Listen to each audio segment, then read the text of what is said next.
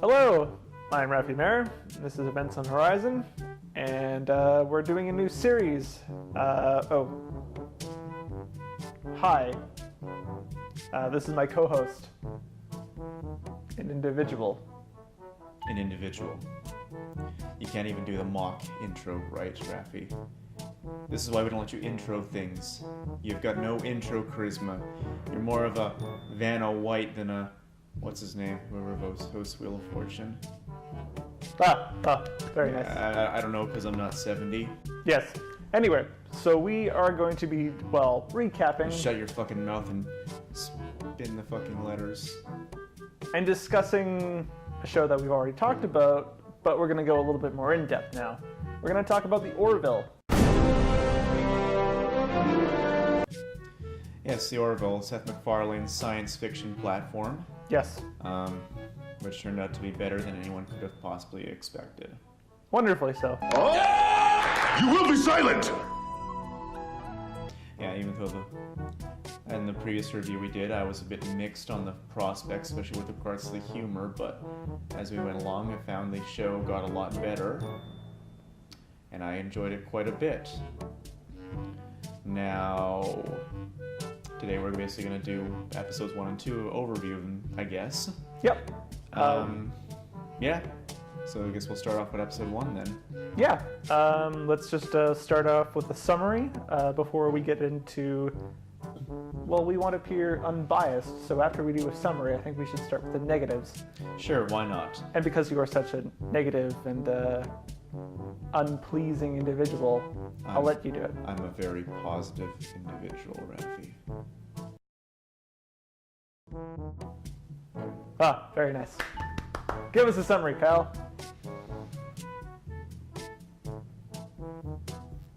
Give us a summary, Kyle.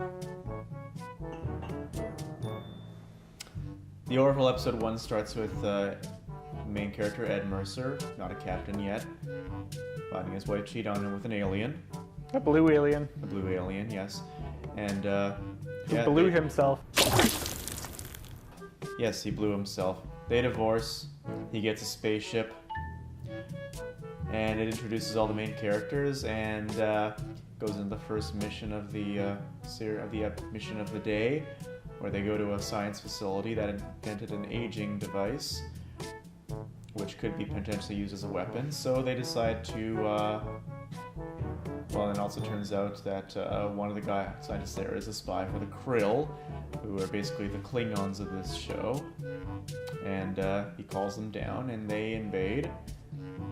And then they basically get the device out, but they get in a firefight in the meantime, and they're disabled, they can't move. So eventually they decide to beam the aging device over with a redwood tree seed in the top of it.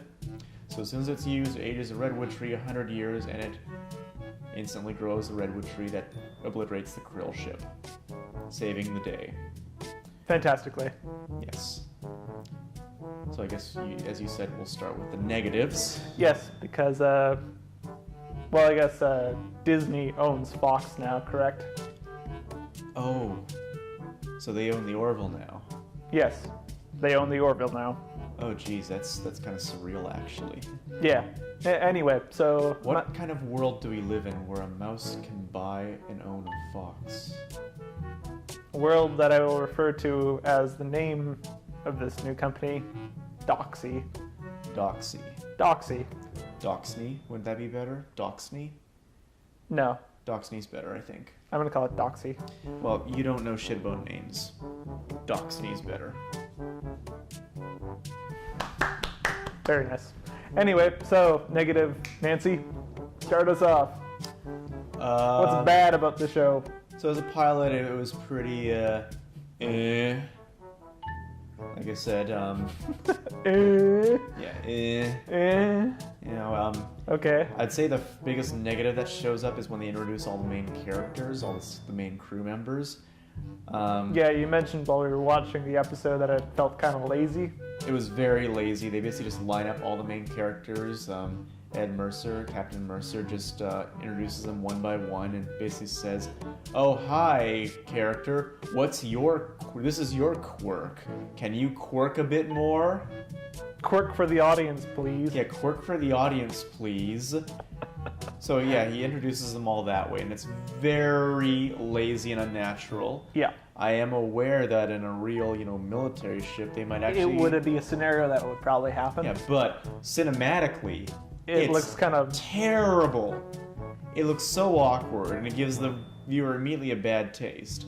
Like it's writing 101. Yeah. Bad. Don't do this. This is like writing an amateur fiction and including character bios right before the story even starts. It's that bad. It's so awkward and does not come off well. Gotta admit, it's efficient, though. It's efficient, but the thing is, you're not supposed to make a show efficient, Raffi. You're supposed to make it efficient in a creative way. By doing that, you do stuff like with Star Trek. You'd introduce characters gradually. Even with the original series, there'd be plenty of characters who just blend in. Like, even though, like, let's say you watched the original series and you weren't familiar with all these characters who became cultural landmarks. Mm-hmm. You wouldn't necessarily know from the first episode that the Japanese guy on the bridge is a main character. Because he'd be introduced gradually, he'd get his own focus later on. Granted, not so much for them in the original series. They didn't get their own episodes back in the day. Sulu got an episode where he took his shirt off and had a fencing saber. That was focus. That was something. That was focus. But you couldn't tell whether there'd be just another, crew member who'd get killed off until they show up regularly. Yes. But aside from that, TNG, they just began with most of the characters on the bridge already acting what they're doing, because that's what you'd want to do for a show. You want to show them doing their thing. Yes. Even when TNG lacked a lot of good writing, like at least they were doing that right. Yeah, Worf is there being a security officer. He's completely pathetic, especially in the first season of TNG. Such as a joke, yeah. But you can still see he's a security officer just by him standing there and doing his business. And again, going back to Orville, having them basically list off the characters' traits, wrong way to do it. And their job, too. As we were saying, it is a rundown of their, responsibilities on the ship as well. So you are the ship's doctor, and you are sassy. Yeah, exactly. It's lazy. Yeah. And it's not a good first taste. Yeah. Alright, so that's how they start this off. But I will say that right afterwards that there's really good how they set the tone for the show is the exiting from the dock, the ship, the Orville exiting the dock. And it's just set to like a spot-on orchestra. The music's very good. And just like, these like great panning shots of the ship. One's like from directly beneath it. Like you'll see it in the credits of the show forever now, I think, where it's like beneath the ship looking up and the moon is passing beneath the ring. I guess it's the engine of the show. Ship. I think they call it the engine in the first episode. Yeah, so the engine is encompassing the moon as it's moving, as the ship is moving towards the camera, and it's just got the orchestra going and everything, and it's boom, it's good. Yeah. The music is very good. The theme song itself is a very good intro. It gives you that TNG feel where optimism. It's adventure. It's an upbeat fanfare. It screams adventure, even if it turns out the episode itself is just Picard in a ship drinking Earl Grey for most of it. You listen to the theme, or the Orville. There you go. It's good stuff. It screams adventure. You want to go on an adventure on this ship. You want to be there. You want to be there. You don't want to be in some depressing place. You want to be like there. An STD. Yeah, you don't want to. Who the fuck wants to be on one of STD ships? It's miserable. Yeah. Anyway, so do we really want to be bringing up Star Trek while we're talking about That's this? The Orville stand on its own. Yeah. Okay. So our first episode. And I'm gonna get to stuff where it doesn't stand on its own in a bit. Next episode. Yes. But ground rule for this series, where we're going through every Orville episode here, we're going to limit ourselves from the comparison to Star Trek Discovery. It's unfair. The show will stand on its own. Exactly. Anyway. So let's go on Let's further continue. in the episode. I would say the plot for the episode was okay. Yeah, C plus. It's C. As far as, and keep in mind, I'm generally pretty. I actually go by the grading curve rather than the media reviewer curve for. So C is average. Yeah. It's not a bad ranking. But I would say it's an average event of the week. It introduces some of the main stuff, like the main villain race, which will be expanded later. Yeah, I think they could have done. Speaking of the Krill, this alien aggressor species, I think they could have done a better job. Space orcs. I think they could have done a better job of introducing their whole shtick. Well, they left a bit more for later, and they do actually call back this episode directly in a later episode. They do, and it's appreciated, but I think they could have let a little bit of their hand go for this episode. Yeah. But, oh well. Yeah, I would say so. And then, in the end, I did like the conclusion of the episode. It was clever. With the, they set up the whole...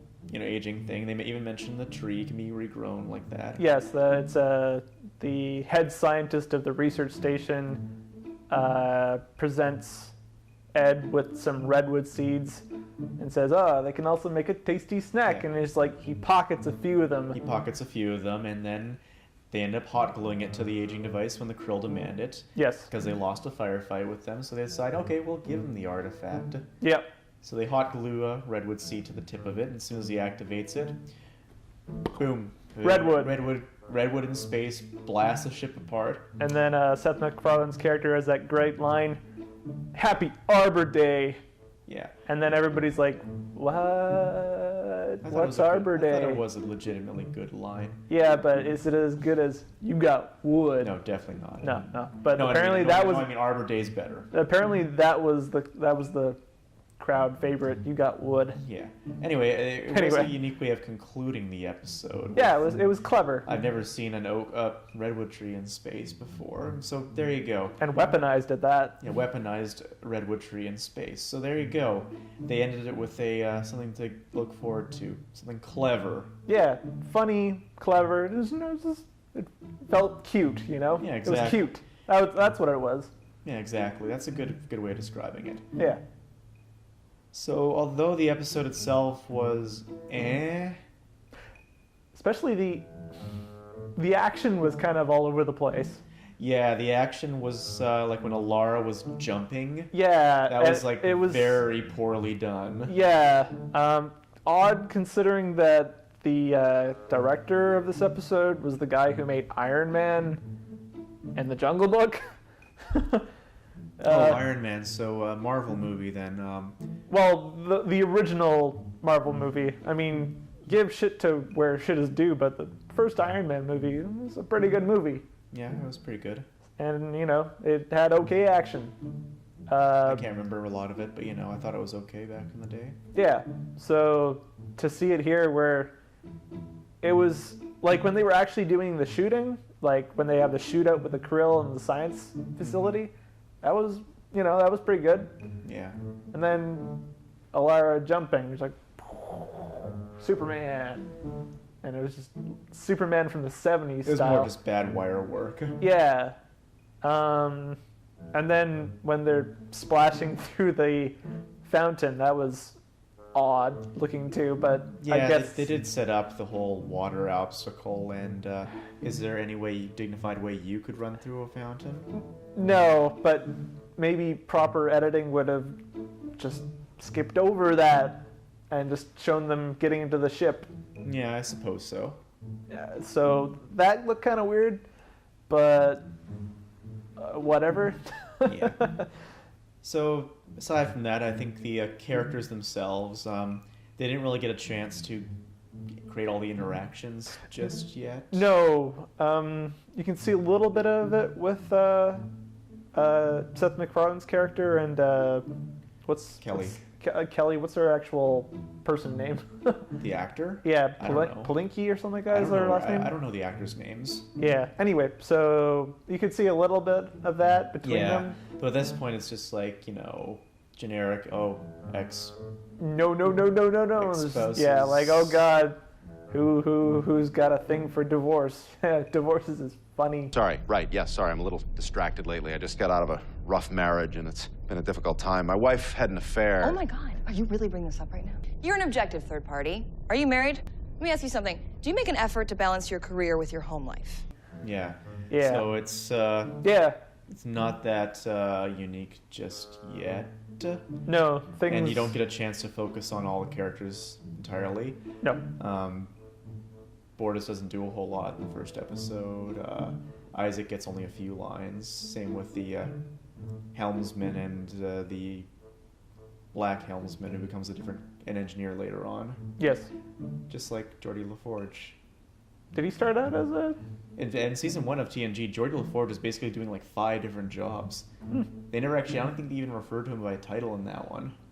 And then in season 2, episode 1, they gave him the chief engineer title. Huh. Yeah, so he was just basically a temp in the first season. Weird. Yeah, they really just wanted him because he was big in Roots. Ah. And yeah, so they wanted him as a big name. So yeah, nobody really got a chance to breathe in this episode, Yeah. which it's unfortunate, but pilots are as pilots do. Yeah, so do you have anything else you want to add about the pilot? It couldn't have been worse. I think, like, from what they had, like, all the pieces that they had to work with, and you had a theory where you thought that a lot of the humor that was... Yeah, which fell flat. Yeah, the humor that was added, though, was that, well, it slowly declines as the series goes. Yeah. You think that it was just included to get the Family Guy That's audience? what I've heard as a rumor, that it was included. How especially true in the that could be. First 2 episodes. Yeah. Basically, they include a bunch of really dumb humor to get the Family Guy audience over from his other show. Right. So that kind of set the pilot back and the second episode back, which is kind of funny because the end of the second episode, we'll get into it, leads into probably one of the best episodes of the show. Yeah. So that's it for the pilot as far as you're concerned. Yeah, pretty much. It's all wrapped up. I will say that although this is an pilot, It did its job. It got me interested. it did do better than most Star Trek shows with pilots. But then again, Trek had a problem generally with season 1s in general. Yeah. TNG season 1 is basically Unwatchable. If you see Riker and he's clean shaven, Run away. yeah, just don't even bother, because it's gonna be really, really bad. Okay, Anyway, so moving on to the second episode then. second episode. So, Summary first. do you want to? No. Okay, Go ahead. I guess I'll summarize it.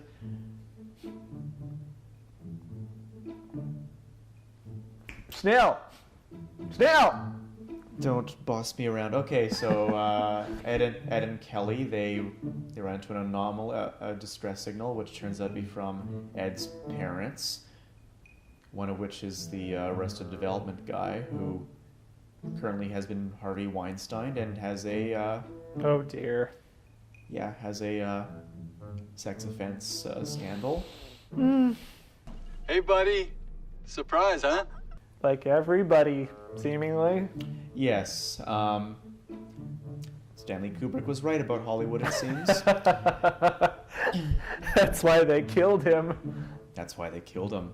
Right before Eyes Wide Shut was released, which ironically was the only movie he ever made that was critically panned. The truth is out there, people. Well, I guess it's already out there. Well, now it definitely is out there. Anyway. Anyway. So yeah, they find an anomaly that turns out to be a distress signal from his parents. However, when they go and board it, it turns out to be a trap, and they're shuttled off far across the galaxy To where? to their Ed's old apartment, which then turns out to be an alien zoo. and they're put on display by a race that considers themselves superior technologically, and then basically animals.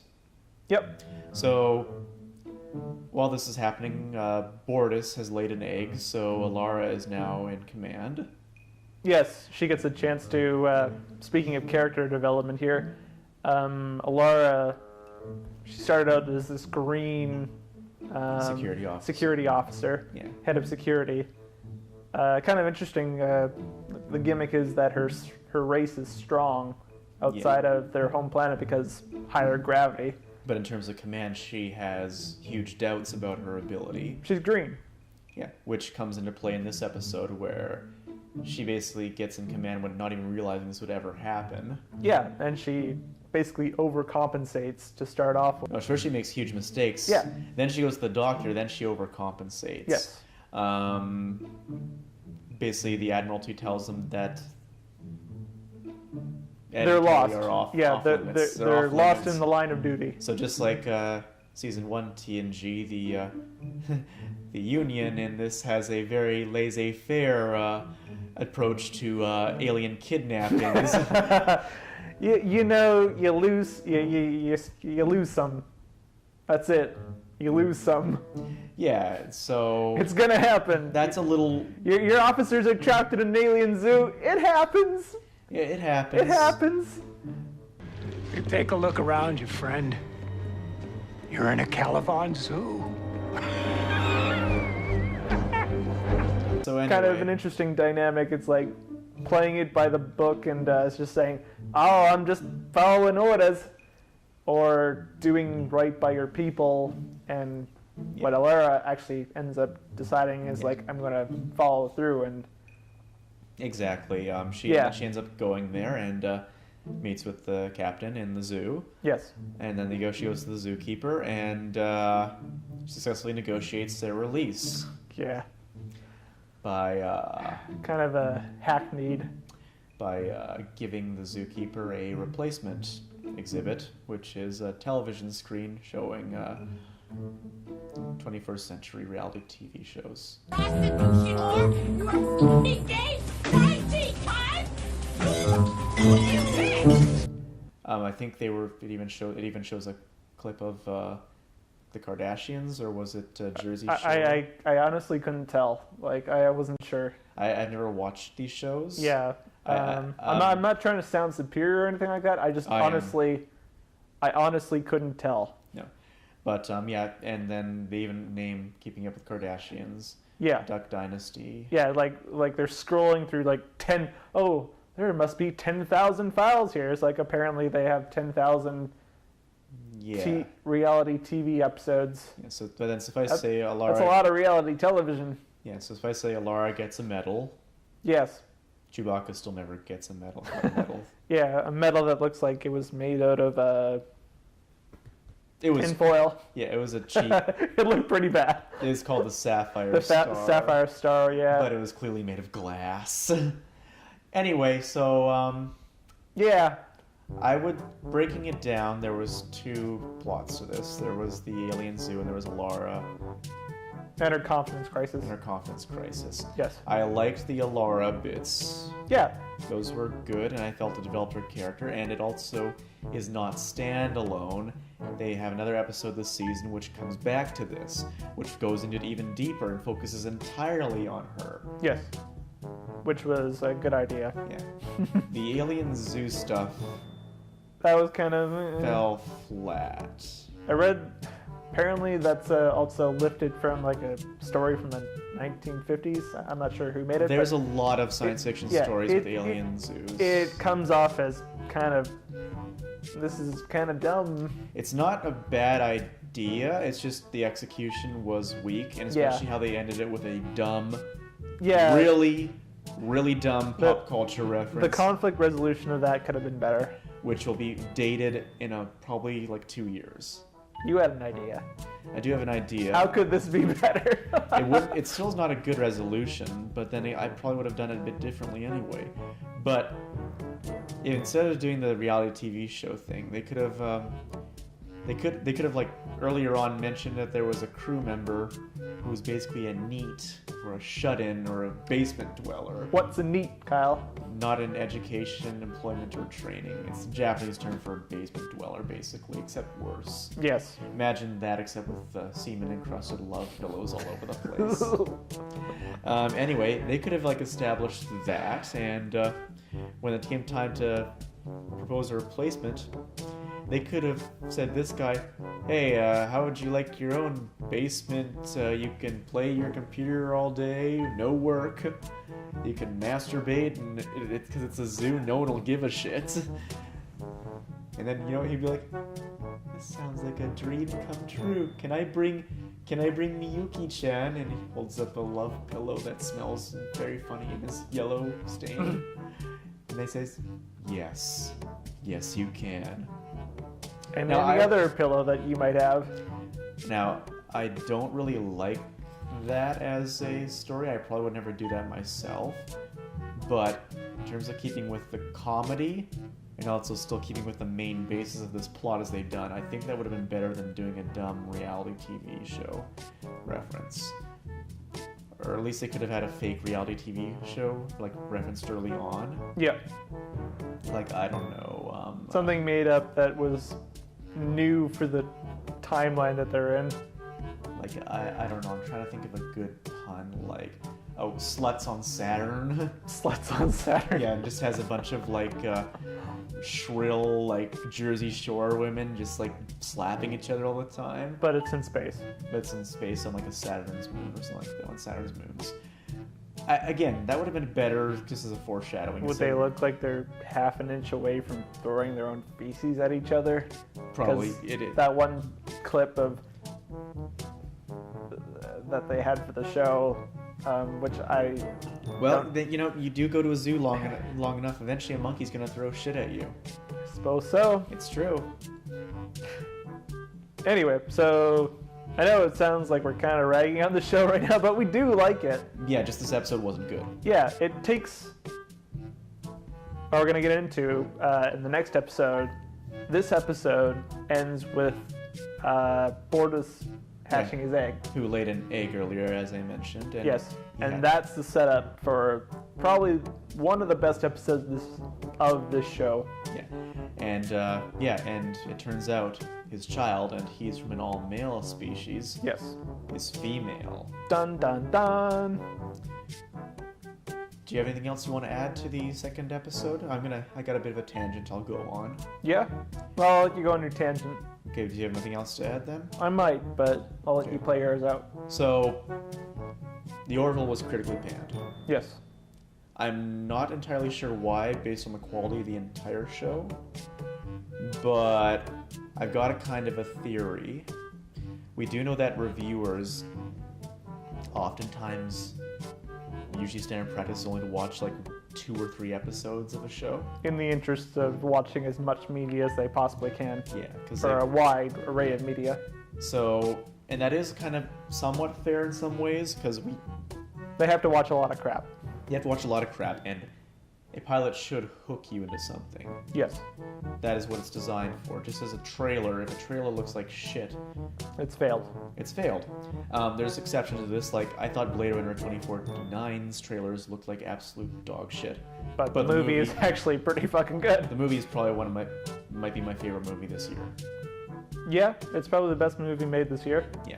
So that turned out to be a case where the trailer lied, but it's still the fault of the trailer makers. I think the reviewers for this show only watched the first 2 episodes. Yeah. Which presented a crude... Family Guy in space. Family Guy in space. PG rated, mind you. It's actually PG rated.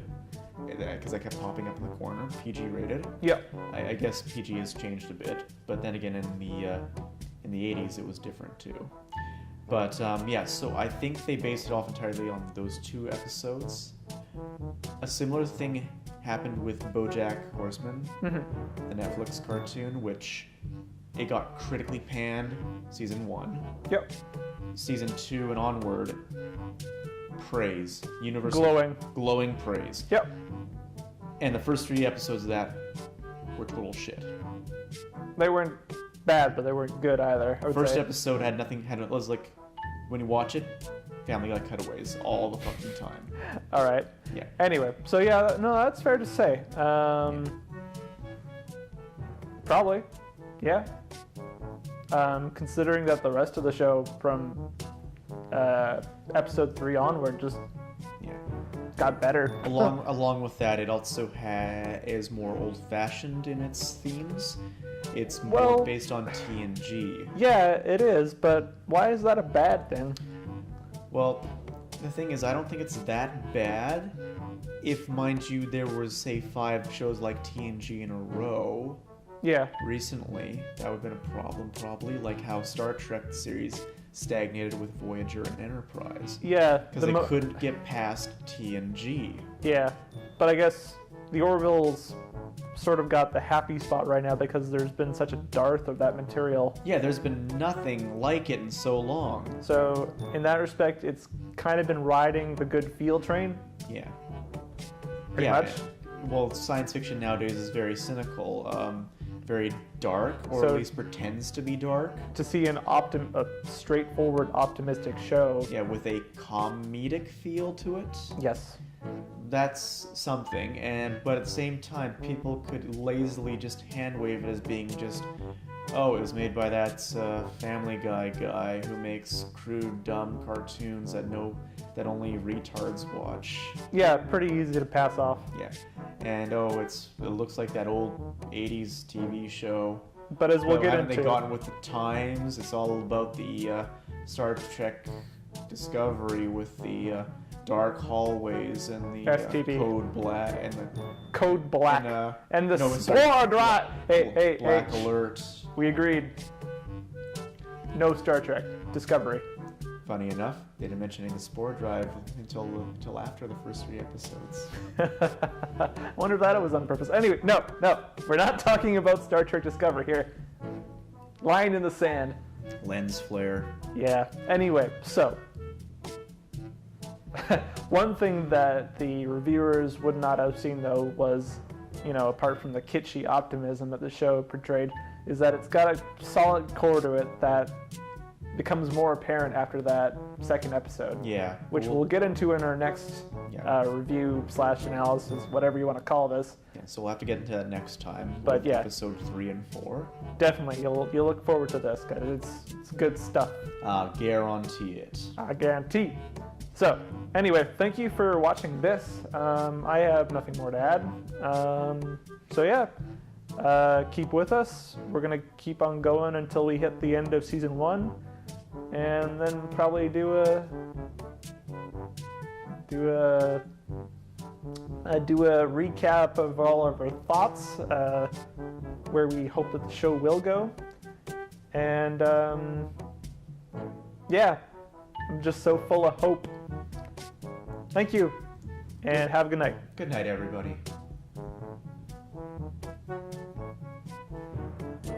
Disgusting.